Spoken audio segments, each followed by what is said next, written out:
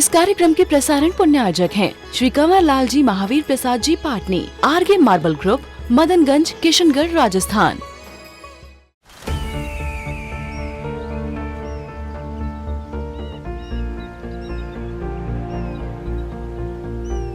जो बनकर मेरा हमसफर आएगा, सिर्फ उसी को फर्क नजर आएगा। शुरू करो, डालो बुनियाद, घर महल नजर आएगा। वंडर लाइए, वंडर अपनाइए, फर्क नजर आएगा।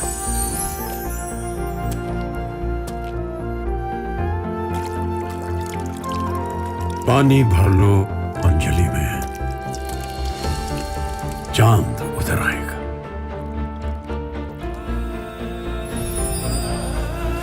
वंडर है ना, वंडर लाइए, फर्क नजर आएगा।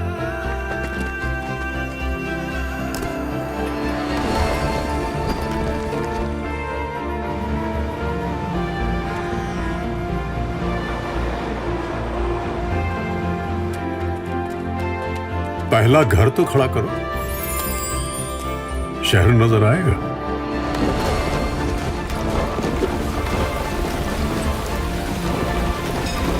साल बरस और सदी नहीं, एक युग गुजर जाएगा। उम्र न पूछो वंडर की, जब फर्क नजर आएगा। वंडर सीमेंट, फर्क नजर आएगा।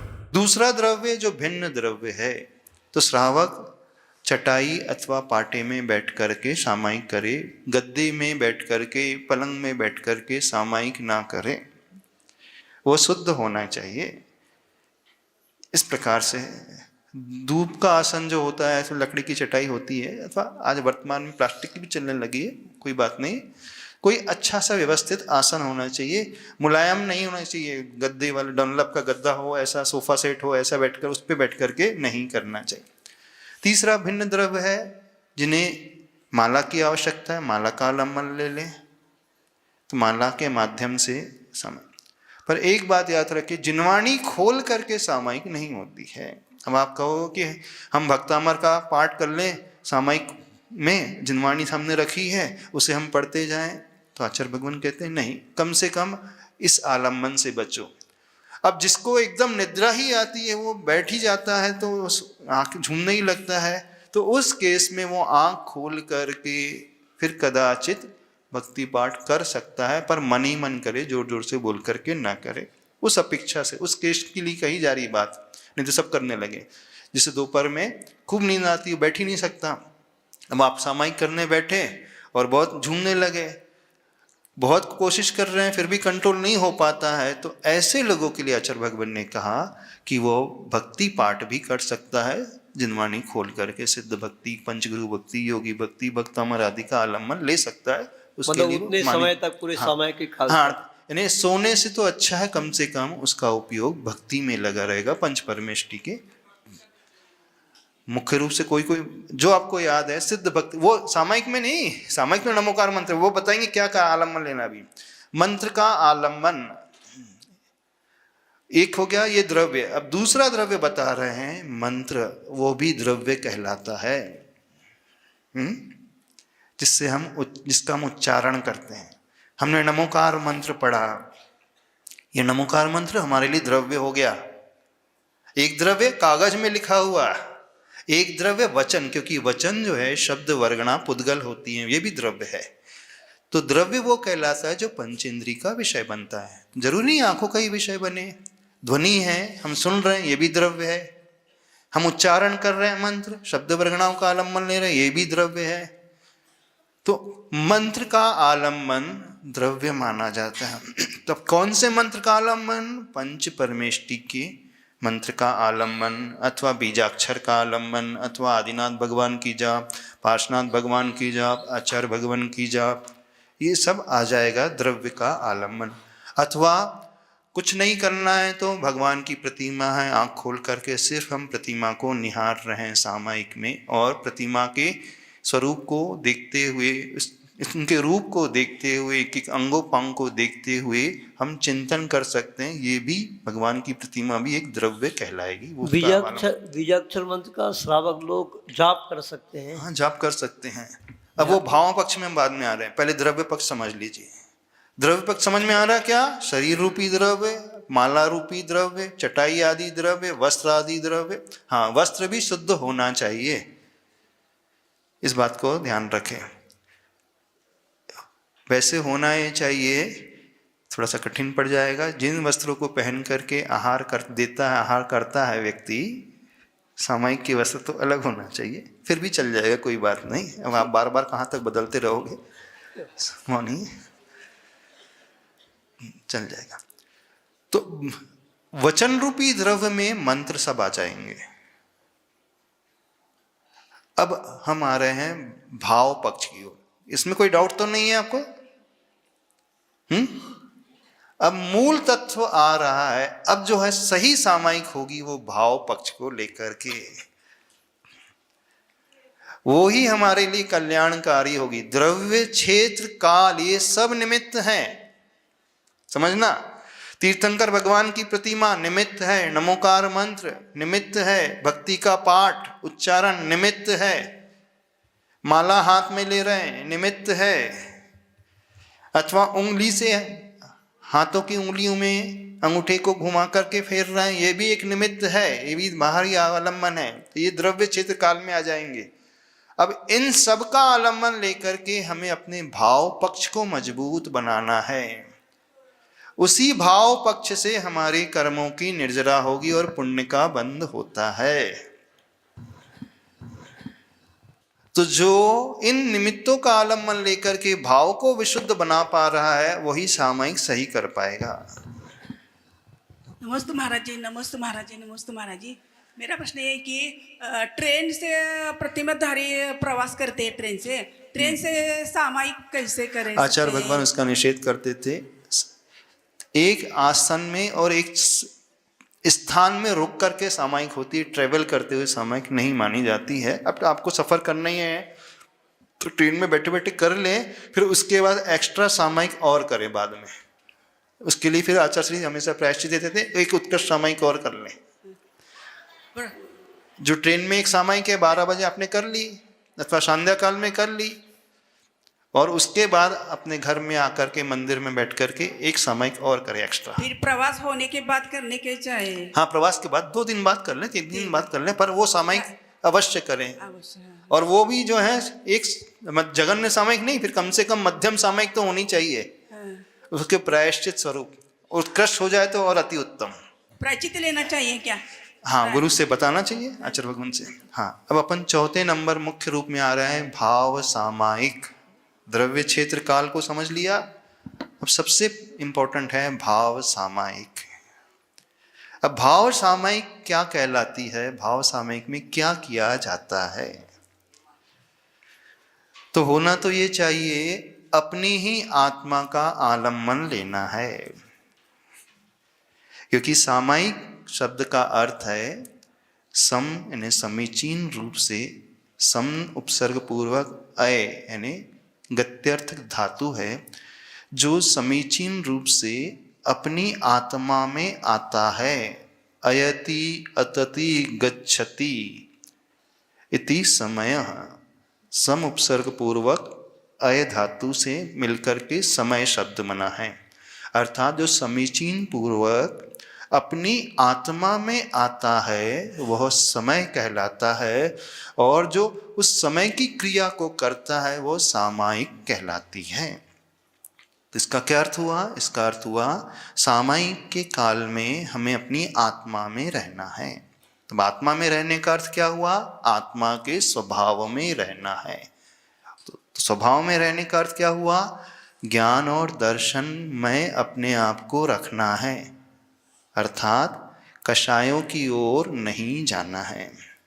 तो सामायिक के समय में व्यक्ति न क्रोध करे, न ईर्ष्या करे, न राग करे, न द्वेष करे। क्या करे?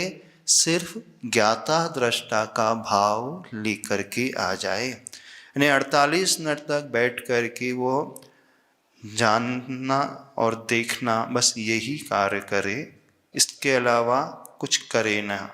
तो फिर जो आचार्य भगवान ने हायकू इसी को लेकर के लिखा, सामायिक में कुछ न करने की स्थिति होती है। नहीं करना तो करना क्या? सामायिक में जानने और देखने की स्थिति होती है। सामायिक में ज्ञाता दृष्टा भाव रखने की स्थिति होती है। ज्ञाता दृष्टा भाव रहेगा तो इसका अर्थ है अपने आप समता आ ही जाएगी। हमारे ऊपर उपसर्ग भी हो रहा है, मच्छर भी काट रहा है, तो हम मच्छर को काटते हुए देखेंगे। मच्छर काट रहा है, खून निकल रहा है, खून निकलता हुआ देखेंगे। उसे भगाएंगे नहीं, खुजाएंगे नहीं, हटाएंगे नहीं, दबाएंगे नहीं। जो हो रहा है उसे होता हुआ हम देखेंगे। कोई हमें कठोर शब्द कह रहा है, शब्द हमारी कानों में आ रहा है, हम सुन लेंगे, कोई रिएक्ट नहीं करेंगे, उग्र नहीं होंगे, अंदर से उबलेंगे नहीं। कोई बहुत हमारी प्रशंसा कर रहा है, अंदर से फूलेंगे नहीं। कोई हमारी पूजा कर रहा है, हमें कोई अंतर नहीं आएगा। कोई हमारे ऊपर उपसर्ग कर रहा है तो उसके प्रति कोई द्वेष का भाव नहीं। वैसे उपसर्ग तो होता नहीं होगा। हाँ, घर में सामायिक कर रहे हैं, पोता आकर के आपकी गोदी में बैठ जाए, ऐसा हो सकता है। तो चाहे कोई भी क्रिया क्यों ना हो रही हो, हर क्रिया के पीछे हमारा साक्षी भाव आ जाए, ज्ञाता दृष्टा का भाव आ जाए। कोई रिएक्ट नहीं, कोई रिस्पॉन्ड नहीं, सिर्फ जो हो रहा है उसे देखें। तो सही सामायिक की स्थिति तो ये होती है। तो वो व्यक्ति सिर्फ आत्मा के स्वभाव में रहता है। अब प्रश्न उठता है, महाराज जी ये तो बहुत कठिन है, ये तो संभव ही नहीं होता। तो जिनसे संभव नहीं होता है सामायिक में वो ज्ञाता दृष्टा का भाव रखे, तो फिर आचार्य भगवान कहते हैं दूसरा रास्ता उसके लिए, जिन्होंने अपनी आत्मा को पा लिया है फिर वह उनका ध्यान करे। अब यहां आलम्बन की आवश्यकता पड़ जाती, पर द्रव्य की आवश्यकता पड़ जाती। वैसे सामायिक में मात्र स्वद्रव्य के अलावा कुछ आलम्बन नहीं होना चाहिए, लेकिन श्रावक है, उस भूमिका में वो स्वद्रव्य यानी मात्र अपने शरीर का आलम्बन लेकर के नहीं बैठ सकता। तो आचार्य भगवान फिर उनके लिए अथवा मुनि के लिए भी कहते हैं, फिर आप पर द्रव्य का आलम्बन ले लो, क्योंकि आप अपनी आत्मा के स्वभाव में नहीं बैठ पा रहे, तो फिर किसका आलम्बन लो? जिन्होंने अपनी आत्मा को पाया है उनका आलम्बन लें, उन्हें ध्यान का विषय बनाएं। अब कैसे उन्हें ध्यान का विषय बनाए? थोड़ा और गहराई में चले जाए, बताएं हम। जो जानदि अरिहंतम दव्वत गुणत पज्जयत सहितम, सो जानदि अपाणम मोहो जादो तस् खयम लेदी। अर्थात जो अरिहंत भगवान को, अरहंत भगवान को द्रव्य गुण और पर्याय से जान लेता है, वह अपनी आत्मा को जान लेता है और उसका मोह जो है क्षय को प्राप्त हो जाता है। अब कैसे करना है इसको हम बाद में बताएंगे, अभी समय हो गया है, ठीक है। हाँ, अब यहां से अपनी सामायिक शुरू होगी। अब इसकी विधि हम कल बताएंगे, ठीक है। हाँ डॉक्टर समझ, हाँ कॉर्ड मत, हाँ माइक में दे। हाँ महाराज जी 2-3 प्रश्न हैं। हाँ, जिन्हें सामायिक में कमर में दर्द होता है, हाँ, उनके लिए स्तंभ मुद्रा बहुत अच्छी है, तो वो करके बैठ सकते हैं क्या? स्तंभ मुद्रा, कौन सी स्तंभ मुद्रा क्या कहलाती है? अंगूठा लिंग ऊपर मुद्रा, करके, हाँ, लिंग मुद्रा। हाँ, इससे स्पाइन स्ट्रेट हो जाता है। हाँ बैठ सकते हैं, कोई बात और नहीं, पर चिंतन होना चाहिए सही। हाँ, मतलब ये खाली उसका सीधा थम्स अप, दोनों अंगूठे। अच्छा, इससे स्पाइन का वायु नष्ट हो जाता है, अच्छा। दर्द चला जाता है और कमर सीधी रहती है। बहुत अच्छा। हाँ हाँ, दूसरा ऐसा अपन पहले अभ्यास कर लें, इससे फिर बाद में सामायिक में बैठे तो ज्यादा अच्छा रहेगा। यानी इस स्तंभ मुद्रा को लगाना शुरू कर दे शुरुआत में, रात में। मतलब पूरे 48 मिनट ऐसे बैठेंगे तो बहुत ही बढ़िया रहता है। दूसरा, जिनको पित्त दोष है, कफ दोष है और वात दोष है, तो ये 3 मुद्रा है जो मुद्रा लेके वो सामायिक में बैठ सकते हैं। जिससे पित्त दोष के लिए क्या? पित्त दोष के लिए वायु मुद्रा, तर्जनी अंगूठा के बीच में और 3 उंगली ऊपर। और ये कौन सी मुद्रा कहलाती है? तो ज्ञान मुद्रा हो गई। ये पित्त मुद्रा, पित्त नाश है, वही ज्ञान मुद्रा हो गई ना। ये ज्ञान मुद्रा नहीं महाराज जी, नहीं, ये तर्जनी पीछे। अच्छा, तर्जनी तो ये हो गई इंडेक्स फिंगर। हाँ, तो ये हो गई मध्यमा हो गई। हाँ, तो तर्जनी नीचे थंब के पास। तर्जनी नीचे, हाँ, थंब के पास। हाँ, तो इससे पित्त नाश हो जाएगा। पित्त नाश, अच्छा। ये करने से वात नाश हो जाएगा। कौन सी बात, कौन सी? ये 3 उंगलियां, 2 उंगली पहली तर्जनी और छोटी उंगली बाहर रहेगी और तीनों उंगलियां अंदर रहेगी। ये वाली हाँ, और कफ के लिए अंगूठा अंदर लेके खाली बंद करना है मुट्ठी, आधी मुद्रा, इससे कफ नाश हो जाए। नहीं, ये मुद्राओं का अभ्यास सामायिक के पहले कुछ समय कर ले, फिर उसका सामायिक बैठे तो ज्यादा महाराज अच्छा जी रहेगा। 48 मिनट के लिए मुद्रा बोली है, तो उसी समय वो करेंगे तो अच्छा रहेगा। तीसरा प्रश्न ये था महाराज जी कि शरीर प्रेक्षा ध्यान हाँ, कर सकते हैं क्या? शरीर प्रेक्षा ध्यान कर सकते हैं, कोई बात नहीं, कल विधि बता देंगे। हाँ, मतलब अगर हमें कहीं शरीर में तकलीफ हो रही है, हाँ। उस समय उसी तकलीफ को समता भाव से देखे, जाने। और पर हो पाएगा लोगों से समता भाव नहीं, पीड़ा चिंतन का भाव शुरू हो जाता है लोगों का होता ये है लोगों के साथ। उसकी विधि बता दी, कर सकते हैं, और जिसका अभ्यास हो गहरा। महावीर भगवान के जिनवाणी के ज्ञान से सुजे लोक सो वाणी मस्त धर्म सुधा दे तुद। हे जिनवाणी भारती तो हे जो तेरी शरण है सो पार।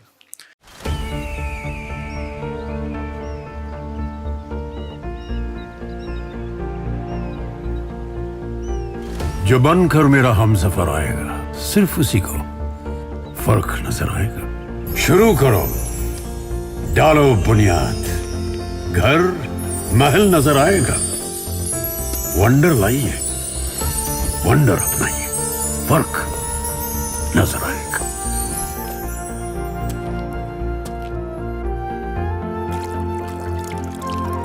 पानी भर लो अंजलि में, चांद उतर आएगा।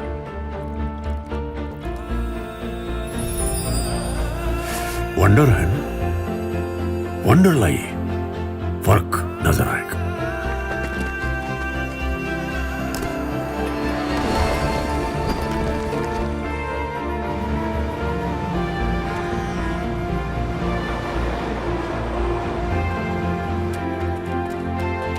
पहला घर तो खड़ा करो, शहर नजर आएगा।